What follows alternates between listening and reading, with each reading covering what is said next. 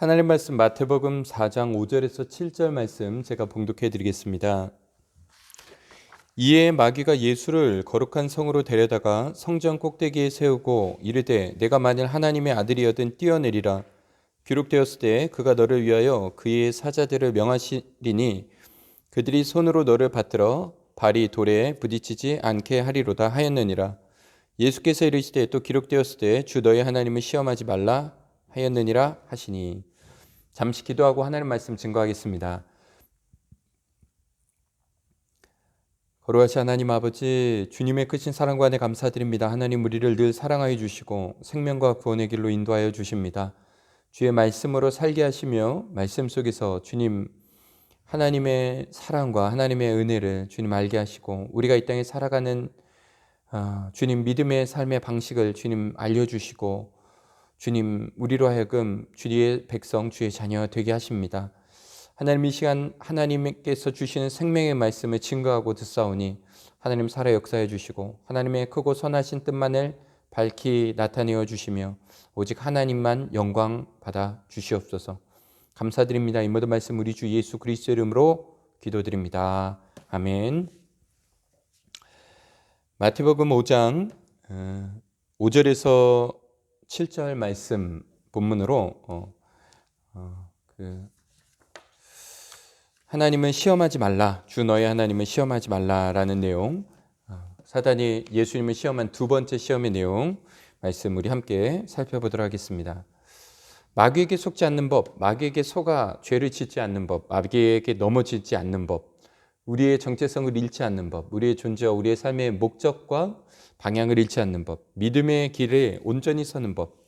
주님께서 받으신 세 가지 시험에는 이러한 다양한 내용들이 우리에게 담겨져 있습니다. 사단의 전략과 그것을 어떻게 물리칠 수 있는지에 대한 귀한 진리를 우리에게 알게 하여 줍니다. 지난주에 우리는 사람이 떡으로만 사는 것이 아니라 하나님의 입으로부터 나오는 말씀으로 산다는 사실을 살펴보았습니다. 사단은 예수님을 떡으로 시험하였습니다. 이를 통해서 존재적으로, 목적적으로, 신앙적으로 우리의 존재를, 우리의 모든 진리를 왜곡시키려고 하였습니다. 하지만 주님은 말씀으로 시험을 물리치셨습니다. 사람은 떡으로 사는 것이 아니라 하나님의 입으로부터 나오는 말씀으로 산다라는 말씀을 주셨습니다. 그래도 사단은 포기하지 않았습니다. 아무 일도 없었다는 듯이 자연스럽게 주님을 거룩한 성, 즉 예루살렘 성으로 데려갔습니다. 마태복음에는 예수를 거룩한 성으로 데려다가라고 표현되어 있지만 누가복음 4장 9절에는 그 거룩한 성이 예루살렘 성전이라고 말합니다. 그리고 그 예루살렘 성전 중에서도 성전 꼭대기에 예수님을 딱 세워 놓았습니다. 여기서 우리가 오해할 수 있는 부분이 있습니다. 먼저 이 부분을 생각해 보자면 사단이 뭐가 대단해서 얼마나 대단하길래 예수님, 하나님의 아들이시며 제2위 하나님이신 성자 예수님을 그렇게 자기 마음대로 이곳저곳 데려가면서 시험할 수 있느냐 하는 겁니다. 지금 이 장면에서 또한 정확히 표현되고 있지 않지만 광야에서부터 걸어서 성전에 들어가고 그곳에서 가장 높은 성전을 찾아 그 꼭대기에 걸어 올라가고 그런 과정이 있었던 것이 아니죠. 그러니까 또한 어떤 권세가 있어서 또한 어떤 능력을 그가 가졌기에 이렇게 한순간에 예수님을 성전 꼭대기에 세울 수 있느냐? 순간이동을 한 것으로 보이잖아요. 현대 신학자들은 이런 식의 해석을 다 부인해 버립니다. 초월을 인정하지 않으니까요. 하지만 지금 이 장면은 분명 사단이 매우 신비한 능력과 권세로 예수님을 시험하는 장면입니다. 사단은 도대체 어디로부터 그런 신비한 능력과 권세를 얻었을까요? 성경은 이미 여러 곳에서 사단이 특별한 이적을 행한다는 것을 말하고 있습니다. 영적인 일로 우리가 이에 대한 충분한 지식, 이 영적인 지식에 대해서 우리가 충분히 알지 못합니다. 하지만 우리가 성경에 나온 사실을 부인할 수는 없습니다. 애굽에서 모세 앞에 거짓 마술사들이 이적을 행했고요. 주님께서도 거짓 선지자들이 마지막에 이적과 기사를 행하여 할 수 있거든 택한 자들까지도 미혹하려 할 것이라고 말씀하셨습니다. 계시록에서도 이와 관련된 내용이 많이 나옵니다. 짐승으로 표현된 사단이 이적을 행함으로 사람들을 미혹하는 장면이 12장, 13장, 15장, 16절에 자세히 묘사되고 있습니다. 그러니까 우리가 모든 이적을 다 믿는 것이 아니라 그래서 그것을 잘 분별하는 것이 중요합니다. 왜냐하면 사단도 놀라운 이적을 행하기 때문입니다. 그리고 그렇다 해도 어떻게 예수님을 시험할 수 있을까? 여전히 의문입니다. 이곳저곳 자기 마음대로 끌고 다닌가 하는 겁니다. 사단이 그런 권세가 있어서 예수님을 멋대로 시험하는 수 있는 것인가? 그러면 사단이 예수님보다 더 권세 있는 것인가 하면 결코 그럴 수 없는 겁니다. 지금 앞서 성령의 이끌림을 받아라고 1절에서 말했습니다. 4장 1절에. 그러니까 지금 이 일이 하나님의 주권과 하나님의 허락하에 이 일이 진행되고 있다라는 관점을 놓쳐서는 안 됩니다. 하나님 모르게 하나님의 아들을 몰래 데려다가 시험을 하고 있고 거기에다가 하나님이 아무런 손도 못 대는 그런 장면이 아닙니다. 그런 일은 있을 수 없습니다. 불가능합니다. 우리가 모든 것을 설명할 수 없지만 하나님의 절대 주권에 대한 대전제는 변하지 않습니다. 욥기에서 욥이 시험을 받았던 것처럼 지금도 하나님의 허락하심 속에 이 시험이 진행되고 있습니다. 그리고 결국 이 시험을 통해서 주님의 영광만을 드러나게 하시지요. 지난주에 말씀드렸듯이 이 안에 처음 인간이 받은 시험을 만회하사 본래 존귀한 위치를 회복시키심으로써요. 어찌되었건 사단은 신비한 방식으로 또한 예수님을 거룩한 성전 가장 높은 곳에 세웠습니다. 그리고 말하기를 5절에 내가 만약 하나님의 아들이었든 뛰어내리라 하는 겁니다. 뛰어내리는 행위로서 하나님의 아들임을 입증하라 라는 것이죠. 이 시험은 무슨 시험일까요? 첫 번째 시험에서도 존재와 목적과 신앙을 왜곡시키는 시험의 성격을 말하였는데 이 두 번째 시험의 성격은 무엇일까요? 사단은 무슨 꿍꿍이로 예수님을 그 거룩한 성전 꼭대기에서 뛰어내리라 라고 말한 것일까요? 이 시험은 믿는다는 것, 믿음 그 자체를 왜곡시키는 시험입니다. 그러니까 첫 번째 시험에서는 사람은 하나님으로부터 나오는 말씀으로 산다라는 사실로 주님은 사단의 시험을 무찌르셨습니다. 그렇다면 이 두 번째 그 말씀, 첫 번째 말했던 사람이 하나님의 입으로부터 나오는 말씀을 먹어야 살 수 있는데 어떻게 먹을 수 있나요? 떡은 입으로 먹습니다. 그렇다면 영의 양식은 우리가 무엇으로 우리가 받아들이고 흡수하게 되나요? 믿음입니다. 믿음. 하나님의 은혜를 누리게 하는 방편, 믿음으로 우리는 구원을 얻고 믿음으로 주님의 구속의 공로를 얻게 되며 또한 믿음으로 말씀을 먹습니다. 그러니까 사단은 첫 번째 그 양식에 대한 것에 대해서는 실패했지만 두 번째 그것을 믿게 하는 그 기능 자체를 호도하려는 시험을 하고 있는 겁니다. 시험으로 무엇을 믿어야 할지에 대한 대답으로 하나님의 말씀이라는 사실, 믿음의 분명한 내용을 밝히셨다면 두 번째 시험을 통해서는 어떻게 먹어야 할지 그 믿음 자체의 성격을 밝혀주는 이 시험이라고 할 수 있습니다. 이것을 왜곡하려는 사단의 시험, 그리고 예수님은 참 믿음이 무엇인지 보여주는 그 행위라고 할 수 있죠. 이 사건에서 먼저 우리가 보는 것은 왜 주님을 사단은 성전 꼭대기로 데려갔는가 하는 점입니다. 거룩한 성전, 그곳에서도 가장 높은 꼭대기로 데려간 목적이 있지 않겠습니까? 두 가지의 의미를 생각할 수 있습니다. 한 가지는 그 성전의 꼭대기, 그 꼭대기라는 것은 가장 높은 곳으로 데려갔다는 겁니다. 물리적인, 공간적으로 가장 높은 곳에 인간을 세울 때 우리 사람이 느끼는 아주 기본적인 감정은 두려움입니다. 특히 그곳에서 뛰어내리기 위해서는 대단한 용기가 필요합니다. 두려움을 극복해야 됩니다. 사단은 먼저 그런 인간의 원초적인 감정을 자극하여 시험을 주는 겁니다. 믿음이 없어서 못 뛰는 거야. 용기가 없어서 못 뛰는 것이 아니라 믿음이 없어서 못 뛰는 거야. 이렇게 자극을 하는 겁니다. 두려움, 그 두려움은 용기가 없어서가 아니라 믿음이 없어서야. 우리가 믿음을 이렇게 용기와 담대함과 결단과 연결시켜서 생각하기도 하죠. 지금 그런 부분을 자극하는 겁니다. 마치 그 높은 곳에서 느끼는 두려움과 믿음을 혼돈시키는 작업을 사단이 하는 것입니다. 어떻겠습니까?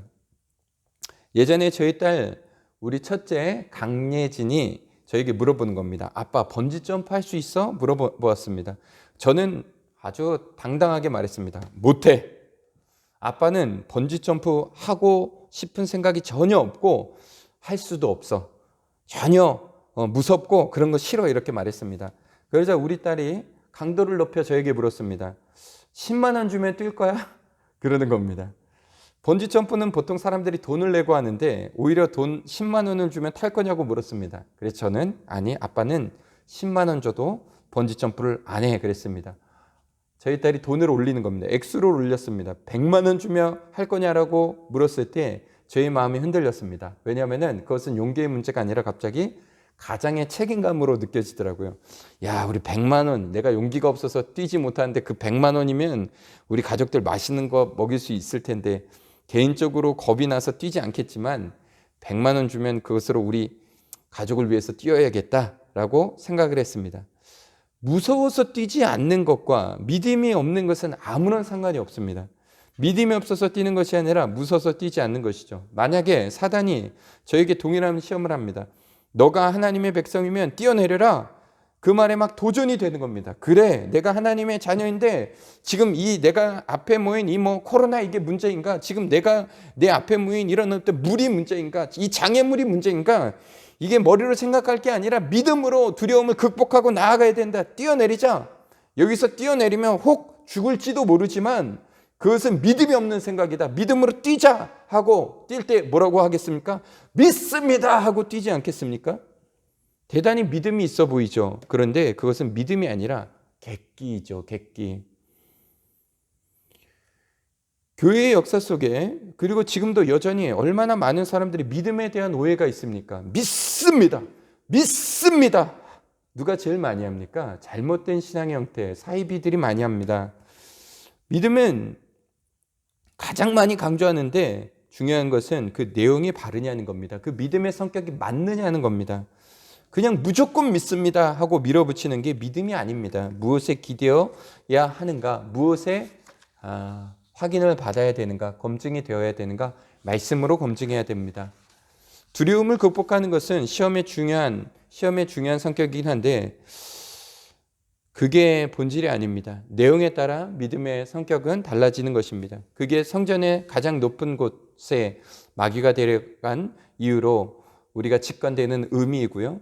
두 번째는 은유적인 의미로서 그냥 높은 곳에 데려간 것이 아니죠. 그냥 내려다봤을 때 무서운 장소에 데려간 것이 아니라 거룩한 성에 데려간 것 아닙니까? 거룩한 성전의 가장 높은 곳으로 데려간 겁니다.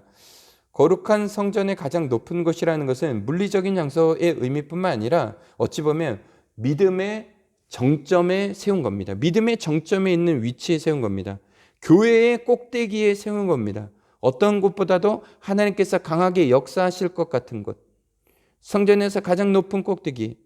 하늘에서 하늘과 가장 가까워 보이는 하나님의 보좌에 가장 가까이 있을 것 같이 느껴지는 그런 장소가 바로 거룩한 성의 성전 꼭대기입니다.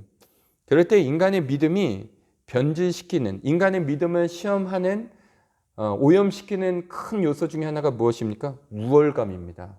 내가 여기 서 있다라는 그 우월감, 세상을 다 가진 것 같은, 가장 높아진 것 같은 우월감. 물리적 공간이 가장 높은 곳에 주는 감정은 두려움이었다면 영적 의미에서 가장 높은 곳에 섰을 때 가지는 위험성은 우월감, 우쭐해진 마음입니다. 그리고 그런 상태와 순간이야말로 신앙에 있어서 가장 시험에 들기 좋은 위험한 상태와 순간이기도 합니다.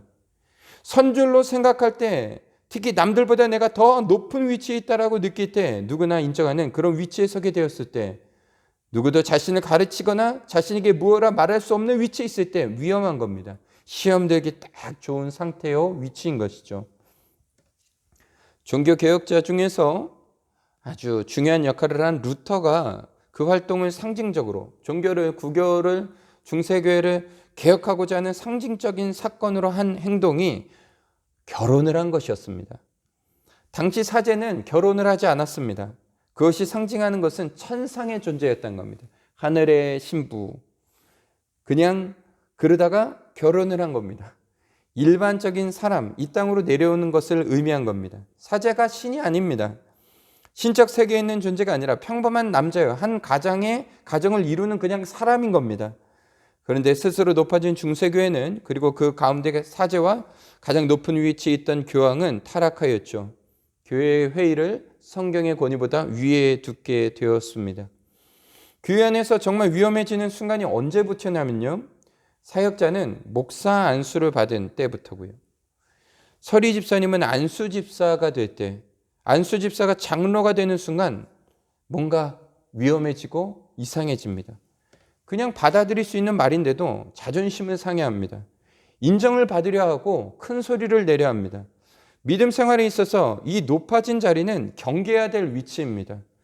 사단이 시험에 넘어갈 소지가 많습니다. 예외가 없습니다.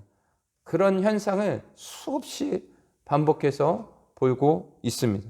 그러니 중직을 맡을수록 더 기도하고 늘 스스로를 내려놓고 주님 앞에 서지 않으면 안 되는 것이 교회입니다.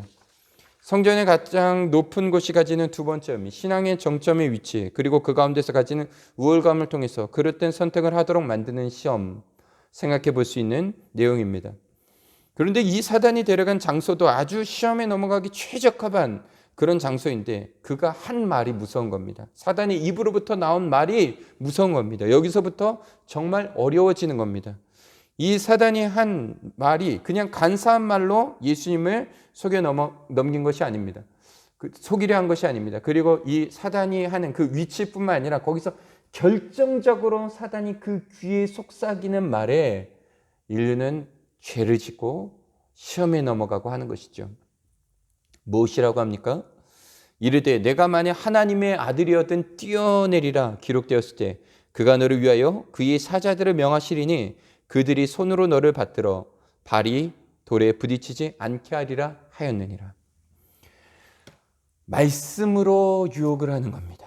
그냥 말이 아닙니다. 말씀을 들이미는 순간, 제가 아까 말씀드린 성전의 높은 곳에서 뛰어내리라는 그 명령이 단순히 용기 없는 문제가 아니라 또 영적인 우월감의 문제만이 아니라 하나님의 말씀을 믿고 안 믿고의 문제가 되어버리는 겁니다.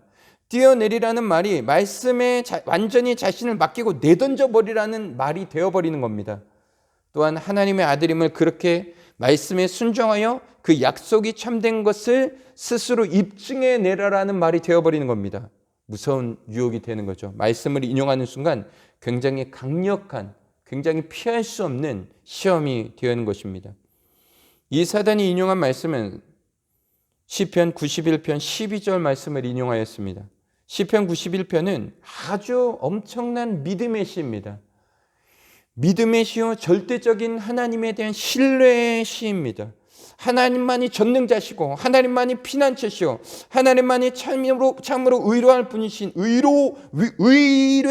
분이시며 우리를 모든 환난에서 특히 신기하게도 91편에는 전염병으로부터 지켜주신다는 말씀들이 나옵니다. 오늘날 우리가 붙들어야 할 말씀이죠. 매우 실제적인 그리고 절대적인 신뢰의 고백이요, 12절도 그런 문맥에서 표현한 말입니다. 사단은 그 말씀을 인용하여서 넌 그렇게 믿지 않느냐, 이 시인과 같은 믿음이 없느냐, 이 말씀을 통하여 계시하는 하나님의 역사를 믿지 않느냐라고 압박하는 겁니다. 이렇게 신뢰하는 자 하나님께서 지키시리라 약속하지 않으셨느냐. 여러분, 이건 정말 놀라운 사실입니다. 우리가 다 안다고 하지만 이게 정말 놀라운 사실입니다. 사단이 말씀을 인용하여서 유혹을 한다는 것이요, 그것도 정확히 말씀을 인용하여 시험을 한다는 것이요. 처음부터 그랬습니다. 사단은요. 하와를 유혹할 때 하와가 결정적으로 시험에 넘어가게 된 것이 그냥 보고 넘어간 것이 아닙니다. 사단이 말씀을 이용하였기 때문입니다. 오히려 하와에게 하나님께서 그 나무의 실과를 먹지 말라 한 그 말씀의 의도는, 참된 의도는 이런 것이야 라고 그는 해석해 주었습니다. 하나님의 말씀의 참 의미를 뒤틀어 버렸습니다. 해석의 방향을 틀어버렸고 말씀의 적용을 엉뚱한 데 맞춰버렸습니다. 그러면 죄를 어떻게 짓게 되냐면 말씀에, 잘못된 말씀에 확신을 갖고 죄를 짓는 겁니다. 죄가 죄인지 모르겠죠. 오히려 죄를 지으면서 믿음이라고 생각하겠죠. 죄된 판단을 하면서도 의를 행한다고 판단을 하겠죠. 세상에 이렇게 범해지는 죄들이 얼마나 많습니까? 이러한 확신 속에 교회를 분열을 일으키고 이러한 확신 속에 죄를 조장하면서도 스스로 의롭다 여기는 죄인들이 얼마나 많이 있습니까? 다 사단의 관계이지요. 죄를 짓고도 말씀에 근거해서 의를 행했다라고 하는 겁니다. 오히려 자신이 선택이 믿음의 선택이라고 생각하게 만듭니다. 아무리 그런 자들을 바른 성경의 해석에 근거하여서 설명하려고 해도 그건 너 생각이다 하고 말지요. 이게 얼마나 놀라운 일입니까? 저는 성도님들에게 자주 말씀을 드립니다. 성경의 해석이 참 중요합니다. 성경의 해석이라는 것이요. 그냥 성경을 말한 것만이 아니라요. 그 해석한 내용을 또한 성경의 해석이 중요하고 그 해석한 내용을 상황에 맞게 적용하는 것까지가 매우 중요합니다. 그냥 이 성경을 들고 있고 이 성경에 있는 내용을 쓴다고 해서 다가 아니라 성경이 진짜 이 본문이 말하는 내용을 올바로 해석해서 올바른 상황에 맞게 적용하는 것이 말씀대로 사는 것이요. 말씀을 순종하는 겁니다. 오른밤을 치거든 왼밤을 돌려대라는 말씀은 피해자가 마음속에 잘 받아서 순종해야 될 말씀입니다. 그런데 가해자가 때려놓고 이거 봐라 왼밤을 돌려대라고 했는데 바락바락 대드네 말씀 안 지키네 하면 이게 얼마나 파괴적이 됩니까? 잘못을 한 사람이 도리어 교회가 그것 하나 용서하지 못하고 사랑하지 못한다고 시험에 드는 경우는 무슨 경우입니까? 정확하게 자신에게 적용해야 될 말씀을 바로 적용해야 되는데 해석을 틀어버리고 바르게 해석하였다고 해도 그 내용을 내가 오롯이 적용하는 것이 아니라 반대로 사용해버리니 악용해버리니 이러한 것이 사단의 수법인 겁니다. 이단도 사이비도 다 성경을 말합니다. 성경을 더 말합니다. 오히려 좀 이상한 신학이 약한 사람, 죄송한 표현이지만 신학이 약한 사람일수록 오히려 성경 인용을 굉장히 많이 합니다. 똑같은 말을 하여도 그 성경 문맥 안에서 해석된 내용을 가지고 충실하게 설명하려고 하지 아니하고 마태복음, 사도행전, 에베소서, 이사야, 출애굽기, 신명기 막 말씀 구절을 있는 대로 갖다 붙이면서 말씀을 이야기합니다. 답은 주님의 행동을 통해서 알 수 있습니다. 성경을 많이 외워서 어떤 말을 할 때마다 그 필요한 말씀을 외우고 또 다른 성경을 외워서 말하는 것. 그런데 많은 성경을 인용하는 것이 중요한 것이 아니라 맞는 해석인가, 맞는 적용인가, 그 하나님 말씀 앞에 우리가 신중한가, 이것이 중요한 것입니다. 지금 이 사단이 말한 시편 91편을 믿는다면 뛰는 것이 믿음일까요? 안 뛰는 것이 믿음일까요? 아, 그래 하나님께서 이렇게 말씀하셨으니 믿습니다 하고 뛰는 것이 믿음이겠습니까? 아니면 안 뛰는 것이 믿음이겠습니까? 답은 주님의 행동을 통해서 알 수 있습니다. 주님이 뛰어내리지 않으시고 답하시기를 기록되었을 때 주 너의 하나님을 시험하지 말라 하셨습니다. 사단의 그 시험에 내포된 의도를 다 간파하고 계신 거죠. 사단은 믿음을 강요하며 믿음의 성격을 왜곡시키는 겁니다. 안 뛰는 것이 믿음입니다. 뛰는 것이 믿습니다 하고 뛰는 것이 아니라 안 뛰는 것이 믿음입니다. 이 상황에서는. 왜냐하면 믿으니까 확인할 필요가 없는 겁니다. 띄움으로써 그 믿는다라는 것을 입증할 필요도 없고 뛰어내려서 하나님께서 하시는가 안 하시는가를 확인해야 될 필요도 없습니다. 믿음이 입증할 필요가 없고 저 사단의 시험은 사실 하나님께 입증하도록 만들라라는 겁니다. 너가 믿어? 진짜 그럴까? 그것을 먹는 것이 진짜 하나님의 뜻일까? 그 먹으면 그렇게 되는지 안 되는지 한번 먹어봐야 되지 않겠니? 뛰어보면 알 수 있지 않겠니? 그게 간단한 거야. 그리고 믿음으로 뛰어봐. 이러는 거죠. 그것은 믿음이 아닙니다. 확인은 의심을 전제로 하기 때문입니다. 의심은 믿음에 반대되는 성격이죠. 의심을 해소하기 위해 확인을 하는 겁니다. 그것은 절대자 하나님을 믿는 믿음의 방식이 아닙니다. 사람과 사람 사이에서는 믿을 수 없습니다. 그래서 확인을 해야 됩니다. 입증을 받아야 됩니다. 그래도 사람은 사실은 믿을 수 없습니다. 그래서 믿음의 대상이 아니라 사람은 사랑의 대상인 거죠. 사랑의 근거에서 믿으려 하는 것이죠. 하지만 하나님은 다릅니다. 하나님은 절대자입니다. 이것을 근거로 우리가 하나님과의 관계하는 겁니다. 확인의 대상이 아닙니다. 하나님께서 우리에게 요구하시는 것은 절대적인 신뢰입니다. 왜 어떻게 하나님을 확인하라 할 수 있습니까? 비슷한 성격의 왜곡된 믿음을 가졌던 바리새인들이 예수님께 이적을 그렇게 구했습니다. 믿어서 이적을 구한 것이 아닙니다. 그들이 이적을 구한 것은 믿지 못해서였습니다. 예수님의 말씀을 듣고도 믿지 못했습니다. 예수님을 보고도 믿지 못했습니다. 그리고 심지어 예수님께서 이적을 안 행하신 것도 아닙니다. 선지자들을 통해 미리 예언하신 많은 표적을 보이사 자신이 그 선지자들이 예언한 바로 그 메시아심을 나타내셨습니다. 그런데 표적을 구하는 겁니다. 믿고 짬이 아니라 의심하게 표적을 구한 겁니다. 저는 설교를 많이 들었습니다. 그리고 많이 듣습니다. 그런데 이런 말씀을 하시는 분들도 있어요.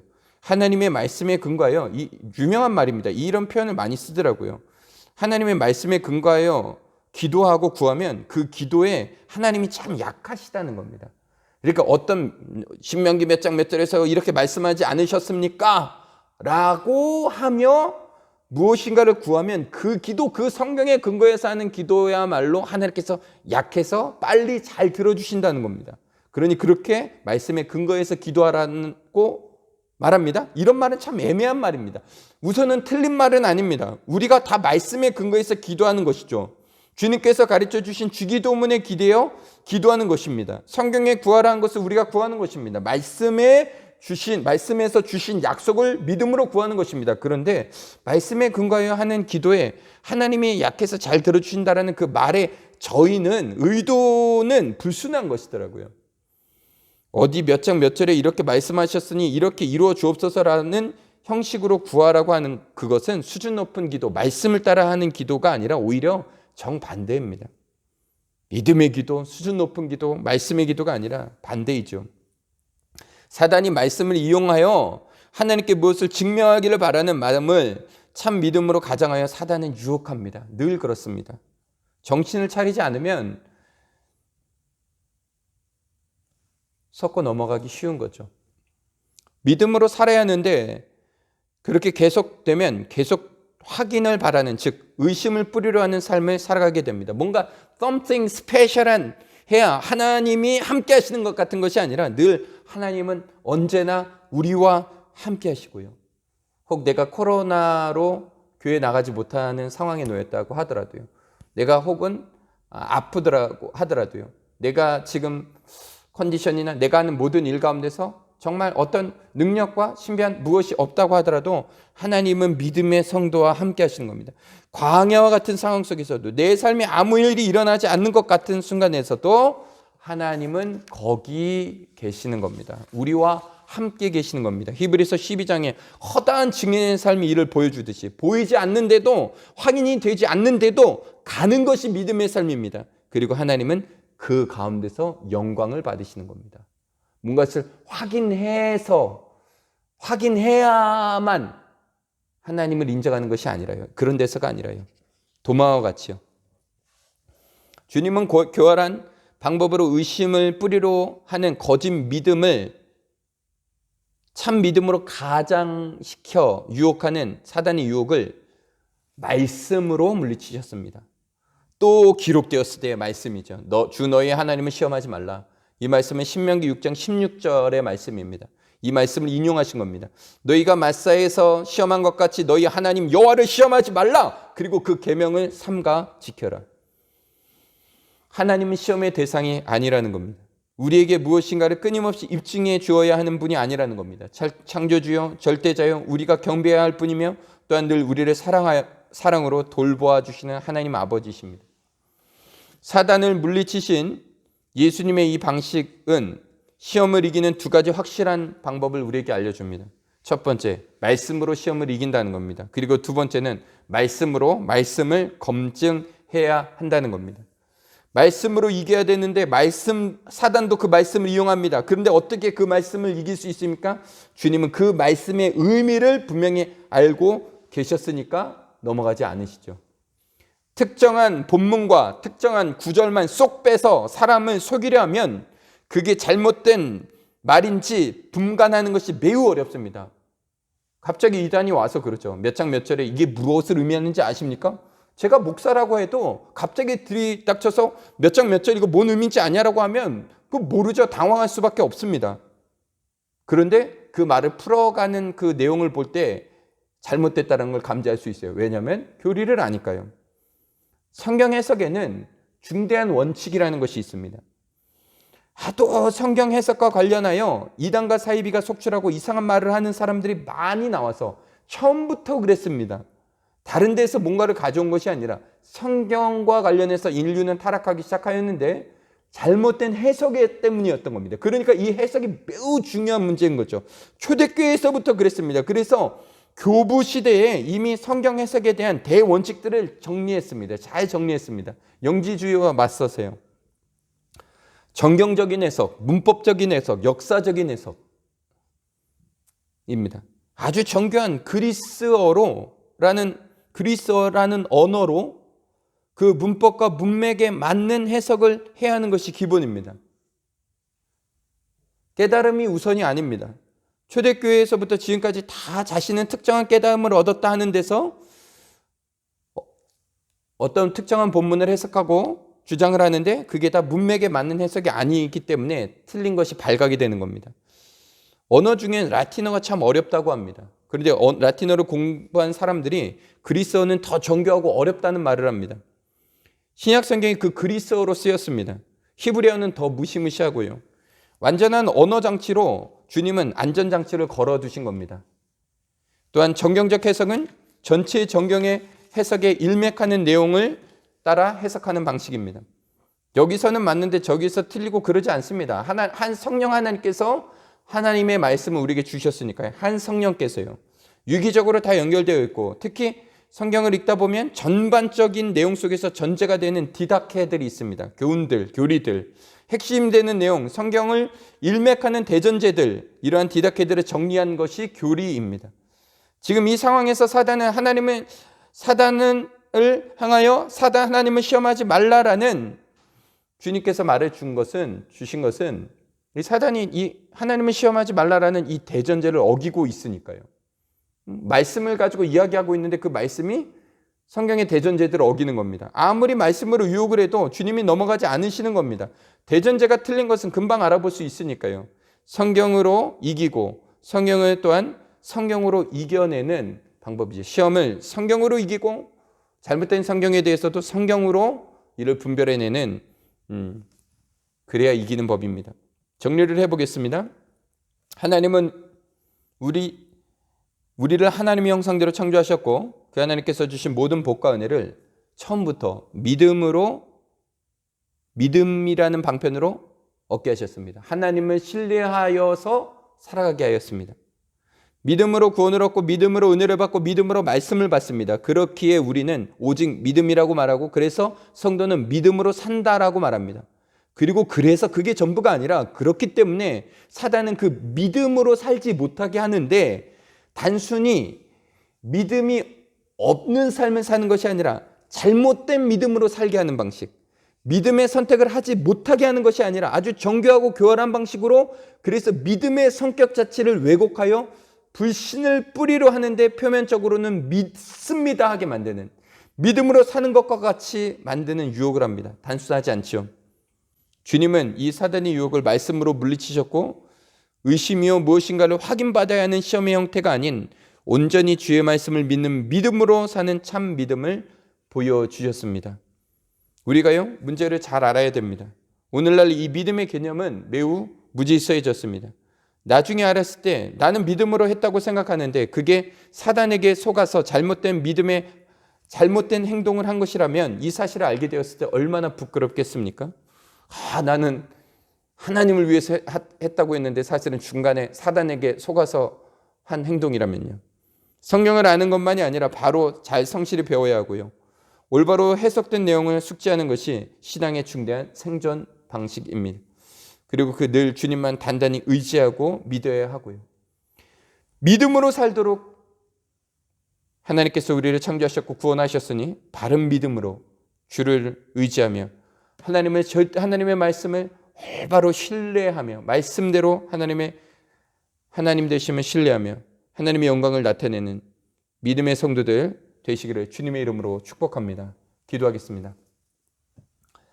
거룩하신 하나님 아버지, 사단이 광야에서 장소를 옮겨 성전의 가장 높은 꼭대기에 데려가 주님을 시험한 가운데서 믿음의 성격 자체를 왜곡시키려 하였고 이를 위해서 교활한 방식들을 써서 심지어 성경까지도 이용하며 주님을 유혹하였던 이 사건을 봅니다. 하나님, 우리가 믿음으로 살아가도록 하나님 창조하셨사오니 의심을 전제로 하는 믿음이 아니라 참된 믿음, 절대자 하나님을 절대 신뢰하는 믿음, 또한 하나님께서 주신 말씀을 바로 이해하여 믿는 믿음, 그리고 그렇게 믿음으로 살아가고 믿음으로 말씀을 받고 믿음으로 하나님께 영광 돌리는 성도가 될 수 있도록 우리를 붙들어 주시옵소서. 성령 하나님께서 우리에게 깨끗하고 거룩한 믿음을 주시고 말씀의 깨달음을 주시고 주의 진리를 바로 알아 믿음으로 살아가는 성도와 교회 되도록 하나님 역사하여 주시옵소서.